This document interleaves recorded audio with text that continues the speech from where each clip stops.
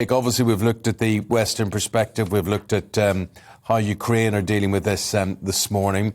And we heard from our reporter there a distinct lack of panic or threat, yet the US are saying things may all kick off by Wednesday. What are you feeling from the Russian, the Moscow side?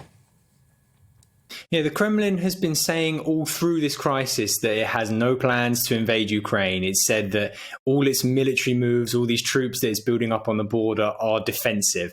And that hasn't really changed over the past few days, even as we've seen this intensification. But what we have seen is a lot more public talk about the Ukraine crisis and about what's going on. It's been almost third or fourth topic here in Moscow over the past few weeks. People have been paying no attention to it. They've kind of seen it as a bit of a political game, some politicians shouting at each other.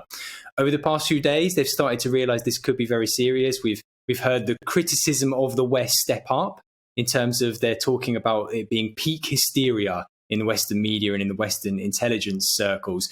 But there certainly is a feeling now that we are definitely approaching some end game, and whether that's going to be Putin accepting some kind of diplomatic compromise or whether that's going to be this invasion that the US says could come as soon as Wednesday. Yeah, and look, on the issue of the invasion, I mean, there's much debate about, what actually will be the repercussions for Russia if they do cross into Ukrainian territory. There's no suggestion at the moment, anyway, that the West will necessarily return, say, gunfight. It's all talk of sanctions and the like. That's a lose-lose situation, though, isn't it, for Russia? I mean, what do they actually stand to gain? Ukraine presumably will still be able to join NATO, even if Russia invades. And then they've lost their international standing. They're facing huge financial sanctions. What does Putin really think he can achieve from this? I think that's right. That's the right way of looking at it from a Western perspective. Definitely, that's the way that we all understand the situation. If you look on paper and do the, a classic kind of pros and cons list, there isn't much for Russia to gain.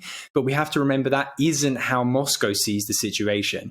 We heard Moscow officials coming out over the weekend saying they don't care about sanctions. They don't think any sanctions that the West can levy against Russia are that hard hitting. And we have to remember that Ukraine is vitally important, both to Vladimir Putin personally and Russia's identity of who it is. It sees Ukraine as pretty much an extension of Russia, this kind of brotherhood of peoples. It can't bear the idea that Ukraine has already shifted to the West and could shift to the West even further in its perspective. And it sees that as much more important than any kind of accounting or financial penalties.